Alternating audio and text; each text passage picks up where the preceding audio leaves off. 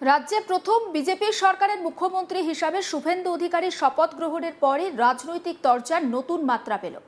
শনিবার কলকাতার brigade parade গ্রাউন্ডে রাজ্যপালের উপস্থিতিতে শুভেন্দু অধিকারী মুখ্যমন্ত্রী হিসাবে শপথ নেন। তার সঙ্গে আরও 5 জন মন্ত্রীও শপথ গ্রহণ করেন। শপথ গ্রহণ অনুষ্ঠান শেষ হওয়ার কিছুক্ষণের মধ্যেই সমাজ মাধ্যম এক্সে একটা দীর্ঘ পোস্ট করে তৃণমূলের second in command Abhishek Banerjee দলের কর্মী সমর্থকদের উদ্দেশ্যে বেশ কিছু গুরুত্বপূর্ণ বার্তা দেন। রাজ্যের রাজনৈতিক পালাবদলের আবহে অভিষেকের এই পোস্টকে অত্যন্ত তাৎপর্যপূর্ণ বলে মনে করছে রাজনৈতিক মহল।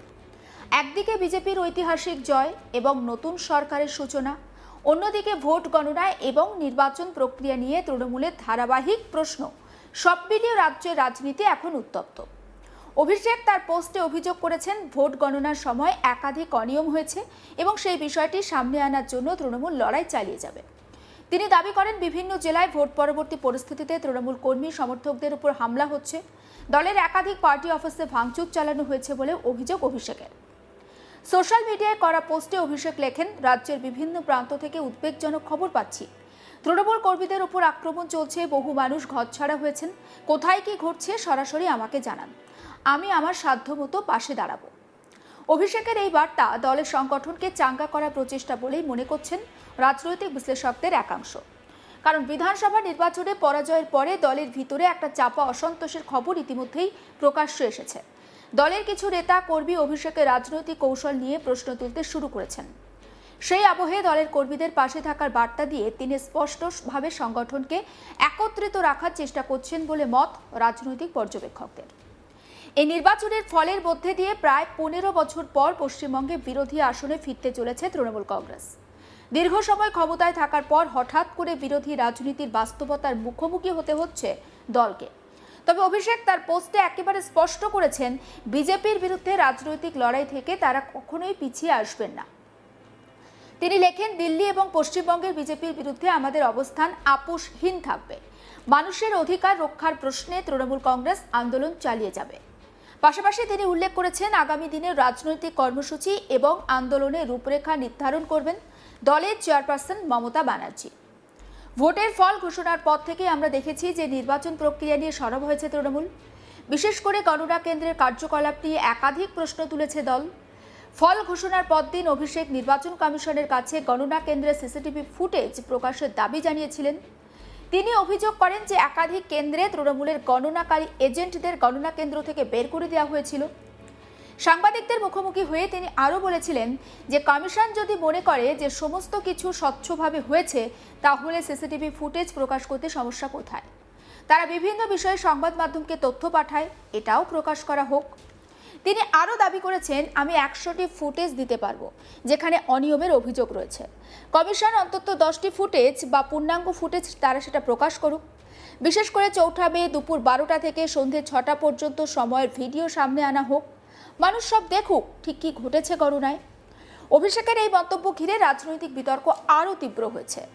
বিজেপির পক্ষ থেকে অবশ্য তৃণমূলের অভিযোগকে সম্পূর্ণভাবে ভিত্তিহীন বলে দাবি করা হয়েছে। বিজেপি নেতৃত্বের বক্তব্য, মানুষ পরিবর্তনের পক্ষে রায় দিয়েছেন এবং সেটা ফল মেনে নিতে না পেরে তৃণমূল এখন নির্বাচন প্রক্রিয়া নিয়ে প্রশ্ন তুলছে।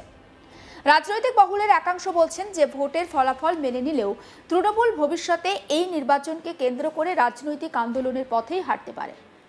ইতিমধ্যেই দলের অন্দরে একটা আইনি পদক্ষেপ নিয়ে আলোচনা শুরু হয়েছে। সূত্রে খবর, বিভিন্ন আসনের ফলাফল গণনা প্রক্রিয়া খতিয়ে দেখে আদালতের দ্বারস্থ হওয়ার ভাবনাও করছে তৃণমূল কংগ্রেস। গত বৃহস্পতিবার আমরা দেখেছি যে নবনির্বাচিত বিধায়কদের সঙ্গে বৈঠকে মমতা ব্যানার্জিও আইনি লড়াইয়ের ইঙ্গিত দিয়েছেন বলে দলীয় সূত্রে খবর। তিনি নাকি বৈঠকে বলেন, নির্বাচন প্রক্রিয়া নিয়ে যে সমস্ত অভিযোগ উঠেছে তা খতিয়ে দেখা হবে এবং প্রয়োজন হলে আইনের সাহায্য নেওয়া হবে। তবে রাজনৈতিক পর্যবেক্ষকদের একাংশের মতে, নির্বাচন সংক্রান্ত মামলা দীর্ঘ সময় ধরে চলার নজির নতুন নয়। অনেক ক্ষেত্রে নির্বাচনের ফল ঘোষণার পর বা পরের বছর বা বহু বছরও মামলা নিষ্পত্তি হয়নি, ফলে আদালতের পথে গেলে তার দ্রুত ফল পাওয়া কঠিন। এই প্রসঙ্গে বারবার উঠে এসেছে 2021 সালের নন্দীগ্রাম বিধানসভা নির্বাচন প্রসঙ্গ। সেই নির্বাচনে মুখোমুখি লড়াই হয়েছিল শুভেন্দু অধিকারী মমতা ব্যানার্জির। অত্যন্ত হাড্ডাহাড্ডি লড়াইয়ের পর নন্দীগ্রামে জয়ী হন শুভেন্দু, কিন্তু ফল ঘোষণার পর গণনা প্রক্রিয়া নিয়ে আদালতে দ্বারস্থ হয় তৃণমূল। নন্দীগ্রামে সেই মামলার এখনও চূড়ান্ত নিষ্পত্তি হয়নি। এর মধ্যে 5 বছর কেটে গিয়েছে এবং আবার নতুন করে সরকার গঠিত হয়ে গেলেও মামলাটি বিচারাধীন অবস্থাতেই রয়েছে। সেই অভিজ্ঞতা থেকেই রাজনৈতিক বিশ্লেষকরা মনে করছেন, বর্তমান নির্বাচন নিয়েও যদি মামলা হয় তাহলে তা দীর্ঘ আইনি প্রক্রিয়ার মধ্য দিয়েই যেতে হবে। এদিকে বিজেপি নতুন সরকার গঠনের পর রাজ্যে প্রশাসনিক আর রাজনৈতিক পরিস্থিতির ওপর নজর রাখছে বিভিন্ন মহল। দীর্ঘদিন ধরে রাজ্যে ক্ষমতার পরিবর্তন হওয়ায় প্রশাসনের বিভিন্ন স্তরেও পরিবর্তনের সম্ভাবনা রয়েছে। রাজনৈতিক সংঘর্ষের আশঙ্কা উড়িয়ে দেওয়া যাচ্ছে না। তৃণমূল অভিযোগ করছে, ভোট পরবর্তী সময়ে বিভিন্ন এলাকায় তাদের কর্মীদের ভয় দেখানো হচ্ছে। কিছু এলাকায় পার্টি অফিস দখলের চেষ্টার অভিযোগ উঠেছে। যদিও বিজেপির দাবি এই সমস্ত অভিযোগ সম্পূর্ণ রাজনৈতিক উদ্দেশ্য প্রণোদিত। বিজেপি নেতৃত্বের বক্তব্য, রাজ্যের মানুষ শান্তিপূর্ণ পরিবর্তনের পক্ষে রায় দিয়েছেন এবং সেই গণরায়কে সম্মান করা উচিত। অন্যদিকে রাজনৈতিক মহল বলছে যে রাজ্যে বিরোধী রাজনীতির নতুন সমীকরণ তৈরি হতে চলেছে। এতদিন তৃণমূল ক্ষমতায় ছিল আর বিজেপি ছিল প্রধান বিরোধী শক্তি। এবার সেই সমীকরণ বদলে যাচ্ছে। ফলে আগামী দিনে রাজ্যের রাজনীতিতে সংঘাত, আন্দোলন, রাজনৈতিক পুনর্গঠনের নতুন অধ্যায় শুরু হতে পারে বলে মনে করছেন রাজনৈতিক বিশ্লেষকরা। তৃণমূলের অন্দরে এখন সবথেকে বড় চ্যালেঞ্জ হচ্ছে সংগঠন ধরে রাখা, কর্মীদের মনোবল অটুট রাখা। অভিষেক ব্যানার্জির সাম্প্রতিক বার্তাকে সেই প্রেক্ষিতেই গুরুত্বপূর্ণ বলে মনে করা হচ্ছে।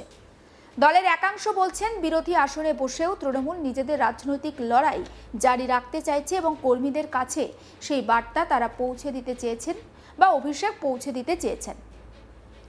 একই সঙ্গে বিজেপির পক্ষে এই জয় রাজনৈতিকভাবে অত্যন্ত তাৎপর্যপূর্ণ। পশ্চিমবঙ্গে প্রথমবার সরকার গঠন করে বিজেপি জাতীয় রাজনীতিতে একটা বড় বার্তা দিতে চাইছে। শুভেন্দু অধিকারীর নেতৃত্বে নতুন সরকার ঠিক কত দ্রুত প্রশাসনিক কাজ শুরু করে এবং নির্বাচনী প্রতিশ্রুতি বাস্তবায়নের পথে এগোয় সেদিকেও নজর থাকবে। রাজ্যের রাজনৈতিক পরিস্থিতি যে আগামী কয়েক সপ্তাহ আরও উত্তপ্ত থাকবে তা স্পষ্ট।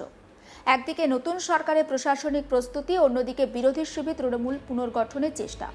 এই দুয়ের সংঘাতে পশ্চিমবঙ্গের রাজনীতিতে নতুন মোড় আসতে চলেছে। এই আবহে অভিষেক ব্যানার্জির বার্তা তৃণমূল কর্মীদের কাছে যেমন সংগঠনের পাশে থাকার আশ্বাস, তেমনই বিজেপির বিরুদ্ধে আগামী দিনের রাজনৈতিক লড়াইয়েরও ইঙ্গিত বলে মনে করছে রাজনৈতিক মহল।